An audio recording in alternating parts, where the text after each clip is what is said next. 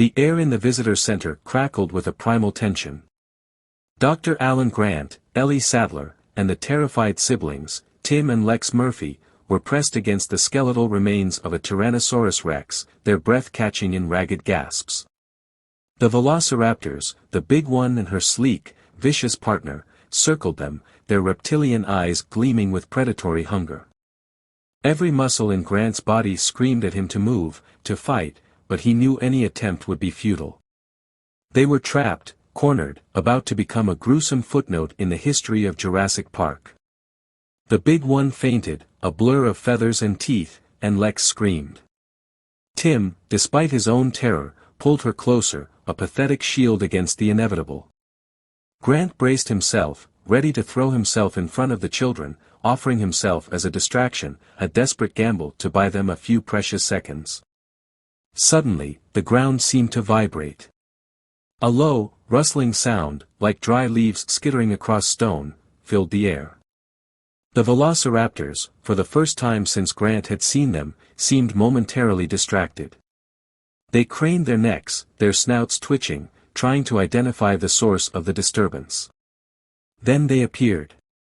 A wave of green, a living tide of tiny, scaled bodies poured into the visitor center.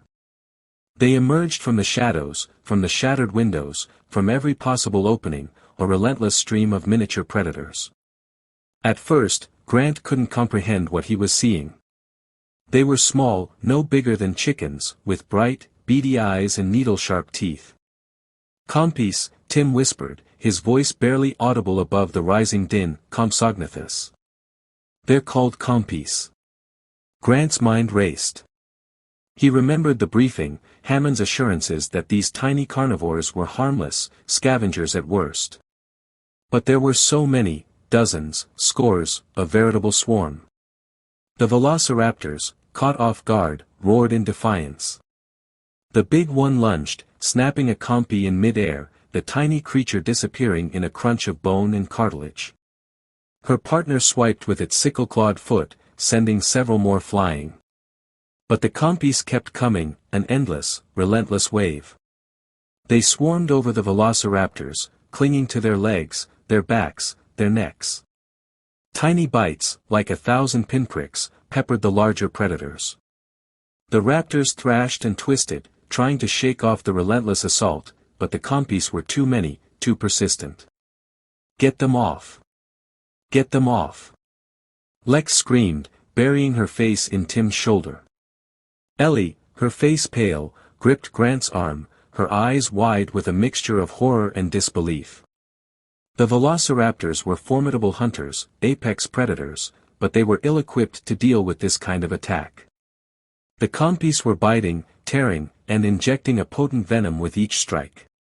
Grant remembered the reports. The venom had a narcotic effect, causing paralysis and disorientation. He watched, mesmerized, as the big one stumbled, her movements becoming sluggish, her roars less frequent. Her partner fared no better, its once precise movements now clumsy and uncoordinated. The Compys continued their relentless assault, their numbers seemingly endless.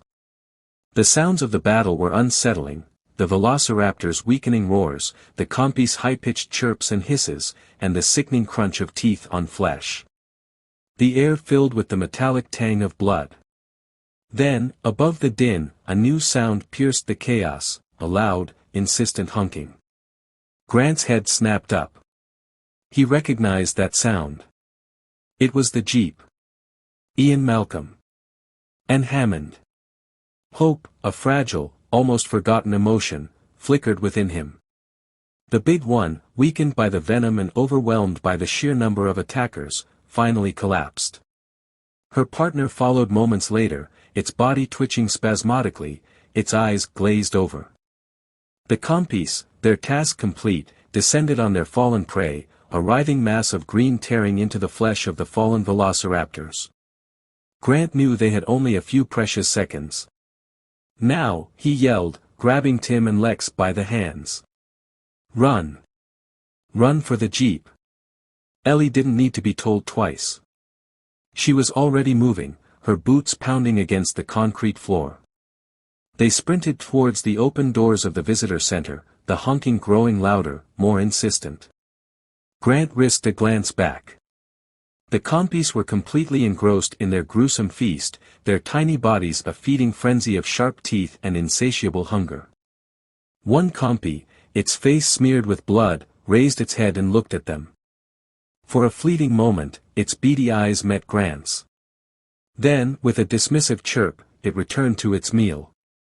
They burst out of the visitor center and into the relative safety of the open air. The jeep was parked a short distance away, its headlights cutting through the gathering dusk. Ian Malcolm, his face pale but determined, was behind the wheel, his hand firmly planted on the horn. Hammond, looking uncharacteristically grave, sat beside him. They scrambled into the jeep, slamming the doors shut. Malcolm didn't waste any time. He slammed the jeep into gear and peeled away from the visitor center, the tires spitting gravel. As they sped away, Grant looked back one last time. The visitor center, once a symbol of man's ambition and scientific hubris, now stood silhouetted against the fading light, a monument to nature's unpredictable power. Inside, the swarm of Compys continued to devour their prey, a gruesome reminder of the delicate balance of power in this resurrected world. They were scavengers, yes, but also opportunistic hunters, capable of turning the tables on even the most formidable predators when the opportunity arose. The ride back to the helipad was silent, punctuated only by the rumble of the jeep's engine and the occasional sob from Lex. Grant sat in the back, his arm around Tim and Lex, his mind still reeling from what he had witnessed. He had come to Jurassic Park expecting to see dinosaurs, to study them, to understand them. He had not expected to see them turn on each other, to witness the brutal reality of their existence. He had not expected to be hunted, to be so close to death. And he certainly had not expected to be saved by a swarm of Compys. As they approached the helipad, Grant knew one thing for sure: he would never look at a chicken the same way again. The helicopter was waiting, its rotors whirring, ready to whisk them away from this island of nightmares. As they boarded, Grant took one last look at Isla Nublar, its dark, volcanic peaks fading into the twilight. He knew he would never forget what he had seen, what he had experienced. Jurassic Park was more than just a theme park, it was a lesson, a warning, a stark reminder of the power of nature and the folly of man's attempts to control it. And sometimes, the smallest creatures could deliver the biggest surprises. The Compys had proven that beyond any doubt. The helicopter lifted off, its powerful engines drowning out the sounds of the island below. As they soared into the sky, leaving Isla Nublar behind, Grant couldn't shake the feeling that they were not just escaping the island, but also a part of themselves. A part that had believed in the possibility of controlling nature, of bending it to their will. That part was gone now, replaced by a profound respect for the untamed, unpredictable forces of the natural world. And a healthy dose of fear for anything green and scaly, no matter how small.